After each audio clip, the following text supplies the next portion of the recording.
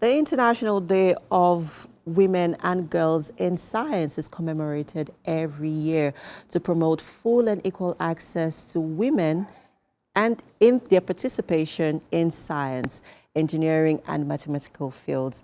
And today we have with us Funmilayo Doherty, who is the project coordinator for Girl Education and Skills Partnership. Good morning. How are you doing? Good morning. Thank you for having me. Thanks for being here. So quickly, let's talk about your journey in, in education and, skill acquisition. Yes, my journey started over 20 years ago when I joined Yaba College of Technology as a lecturer.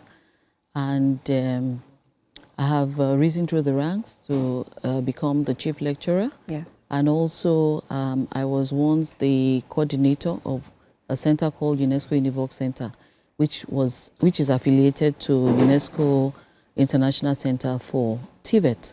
So that sparked my interest in technical vocational education and training because it exposed me to TVET systems in other parts of the world like Germany and Kenya, and I know the role that TVET is playing in sustainable development. So let's talk about how this sparks your passion, for, girl-child education. So I'll start with myself actually because with me, education and skills development has actually changed my life, opened doors of opportunities for me, and also my career has really changed based on education, and that's the passion for me.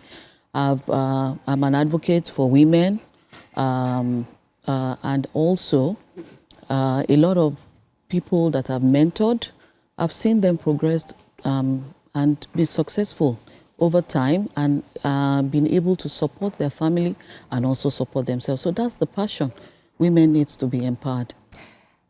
I agree with you. We all need to be empowered as women, especially in this ever-evolving times. Exactly. Yeah.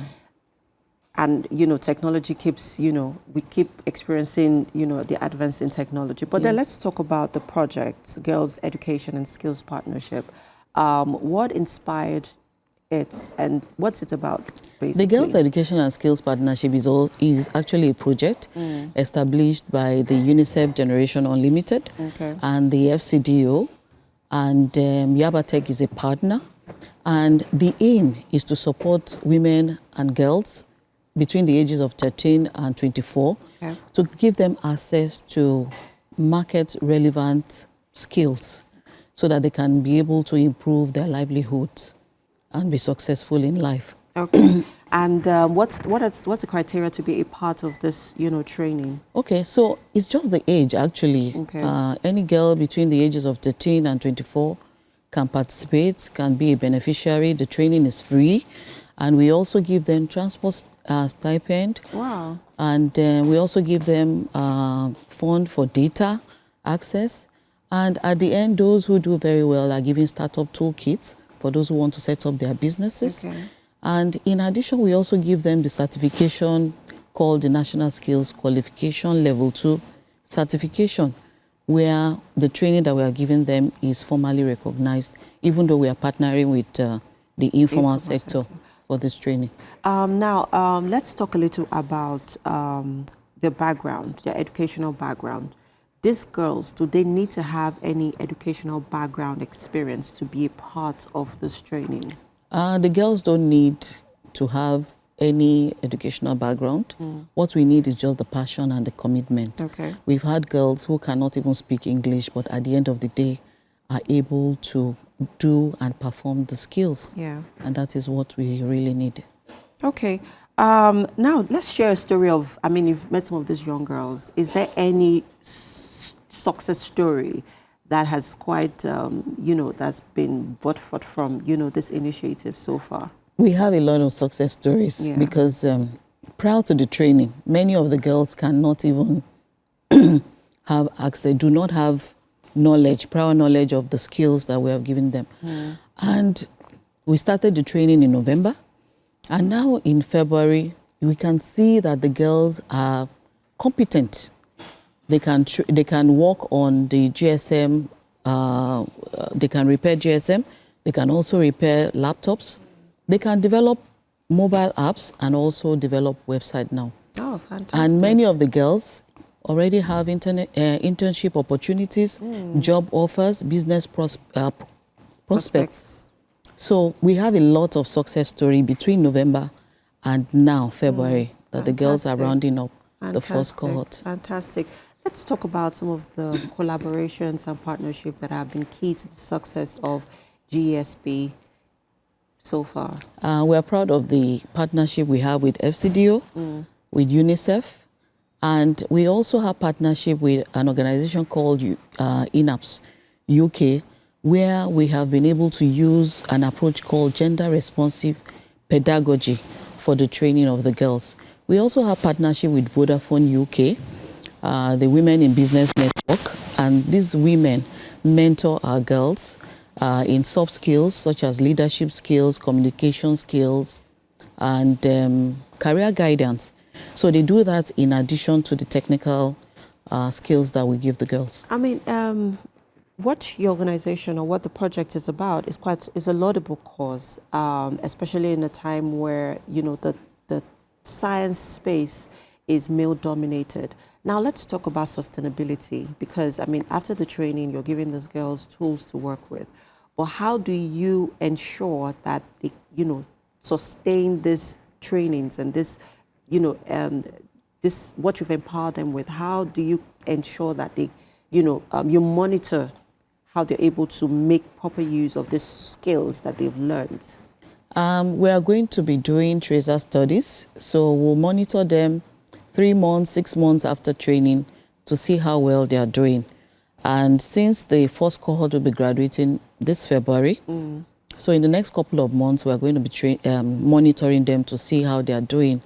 And I'm positive that the girls will actually use that training, the skills, to empower themselves and to change their lives. Okay. So are you also providing them with, you know, sort of sending them out to internship organizations to sort of, you know, sharpen their skills in their preferred field? Yes, we are looking for partnership organizations who can partner with us and give these girls this internship opportunity. We have many of them. Okay.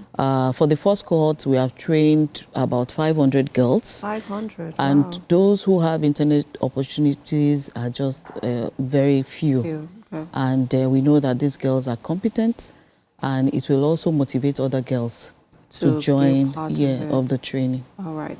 I know this is in Lagos, but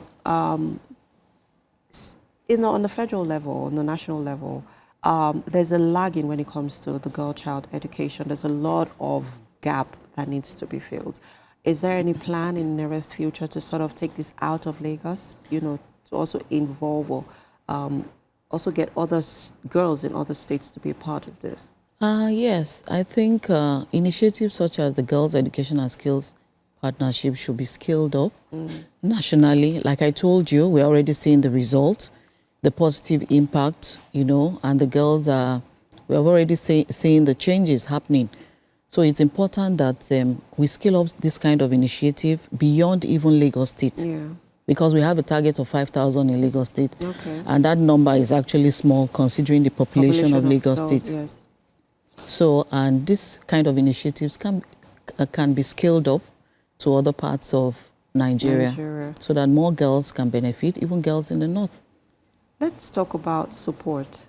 I'm sure someone watching right now is saying, how can I be a part of this? How can I support? How can individuals, organizations key in terms of, you know, reaching out for support? Organizations can reach out to us via our email, gsp@yabatech.edu.ng. Okay. And they can support us with internship opportunities, with funding for sustainability, and also to be able to meet our target, and also beyond the 5,000 that we want to train. We also need funding for startup toolkits for the girls, because we can only afford to give about 200 girls out of the 5,000 that we are training, 200 girls, the startup kits to start up their businesses. So we also need partnership in this so that the girls don't just go through the training, but they are empowered to set up their businesses and so that they can improve their livelihood. Oh, thank you so much. I mean, like I said earlier on, what you're doing is quite laudable. Thank you. And I'll say well done, empowering women and girls in science. I mean, it's a very big feat. Thank you. Well done. Thank you for having me. And wishing you all the best. Thank you so much. All right. On that note, we'll take a quick break. The show continues in the kitchen. Stay with us, people. We'll be right back.